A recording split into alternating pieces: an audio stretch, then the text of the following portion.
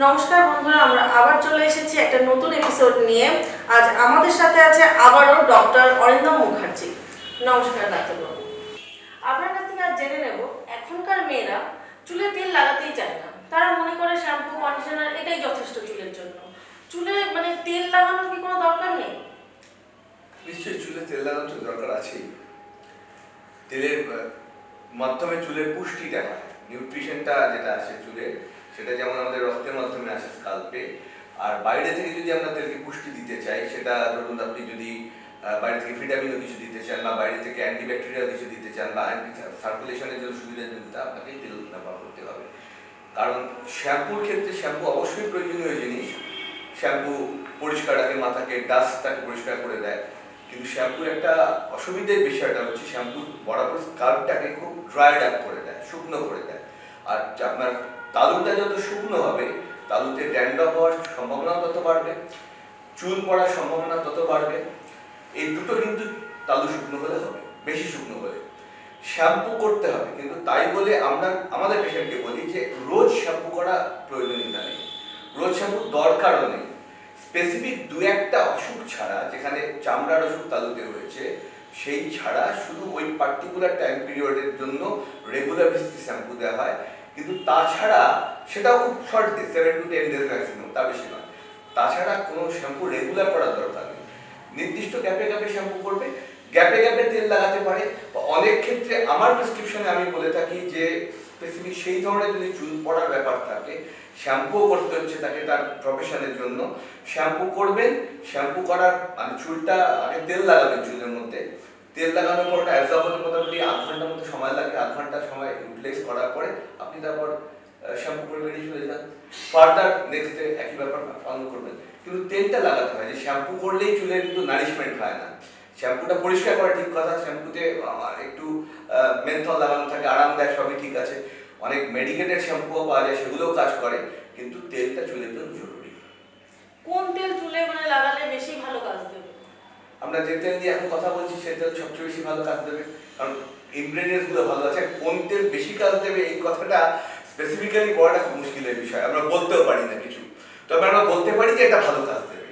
আমরা যদি Ashwini hair oil ব্যবহার করতে পারি, অশ্বিনী হেয়ার অয়েল বলেন, তার মধ্যে যে কম্পোজিশন গুলো আছে, সেই কম্পোজিশন গুলো যেহেতু আমার চুলের মধ্যে যাচ্ছে, এবং তার বেসটা নারকেল তেল, কোকোনাট অয়েল। কোকোনাট অয়েলটা আমরা সবসময় জানি আমাদের মাথার পক্ষে ভালো, মাথার পক্ষে সবচেয়ে ভালো হচ্ছে কোকোনাট অয়েল ব্যবহার করা, এবং এইটার জন্যই আমরা এটা প্রেফার করতে পারি। এখন কোন তেল বেস্ট এই আলোচনা এন্ডলেস আলোচনা, এটা চলবে না। কিন্তু এটা ভালো আমরা বলতে পারি, এটা আমরা প্রেসক্রাইব করতে পারি। নরমাল চুল পড়ার জন্য তো অশ্বিনী হেয়ার অয়েল ইউজ করলো, কিন্তু যদি কোনো ফিজিক্যাল হেভি ফিজিক্যাল ডিজিজ থাকে, তার জন্য যাদের হেয়ার ফল হচ্ছে আর কি, তারা কি ডক্টর দেখিয়ে নিতে পারে? অবশ্যই দেখিয়ে নিতে পারে না, ডক্টর দেখাতে হবেই তাদেরকে। কারণ চুল পড়া যদি অন্য কোনো কারণে হয়, যেমন অ্যানিমিয়া, রক্তাল্পতা যদি থাকে, তাতে চুল পড়বে, নিশ্চিতভাবে চুল পড়বে। রক্তাল্পতা যতদিন না কারেকশন হচ্ছে, ততদিন যতই আপনি হেয়ার অয়েল ব্যবহার করুন, একটু পার্থক্য পাবেন, একটু হয়তো চুলের কম পড়বে, কিন্তু একটু কম পড়াটা খুব বেশি উপকার দেবে না। রক্তাল্পটাকে কমাতে হবে। হিমোগ্লোবিনের পার্সেন্টেজ যদি খুব কমে যায়, বিশেষ করে যদি 8 ফাটের নিচে নেমে যায়, তাহলে কিন্তু ম্যাসিভ হেয়ার লস হবে। তাহলে সেই রক্তাল্পটাকে খাওয়ার মাধ্যমে ঠিক করতে হবে, যদি সেটা ঠিক না হয় তাহলে ওষুধের মাধ্যমে ঠিক করতে হবে। 1 2 নাম্বার হচ্ছে স্পেসিফিক কিছু যদি ডিজিজ থাকে, যেমন টাইফয়েড একটা ডিজিজ, টাইফয়েড ডিজিজ, জন্ডিস একটা ডিজিজ আছে, একসময় পক্স একটা কোনো ডিজিজ, পক্স বসন্ত একটা রকমের ডিজিজ। এইসব ডিজিজের পরে, মেনলি টাইফয়েডের পরে কিন্তু চুল পড়বে, এটা পরে। সেই ডিজিজগুলোর ক্ষেত্রে সে তার অ্যাকর্ডিংলি চিকিৎসা করতে হবে, ওরাল মেডিসিনও দিতে হবে, কিন্তু সাথে সাথে আপনাকে এই লোকাল অ্যাপ্লিকেশন তেলটাকে ব্যবহার করে যেতে হবে।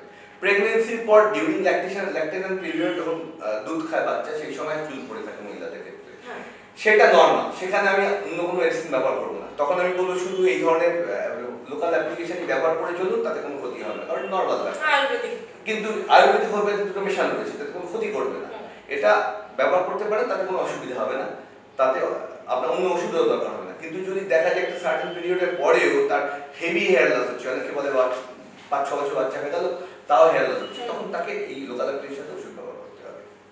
এছাড়া যদি খুব খারাপ ধরনের অসুখ হয়, করতে হবে। কেমোথেরাপিতে চুল তো পড়ে যায়, সেটা তো চুলটাকে ফেলে দেয় কেমোথেরাপি, চুল পড়ে যায় না। যেমন ক্যান্সার সেলকে মেরে দেয় কেমোথেরাপি, সেরকম আমাদের যে চুলের হেয়ার ফলগুলোর চুল উঠছে, সেই কোষটাকেও মেরে দিচ্ছে, সেটা অন্য ব্যাপার। সেই চুলের গ্রোথ আপনিই হয়ে যাবে। যদি গ্রোথ হওয়ার থাকে এইগুলো।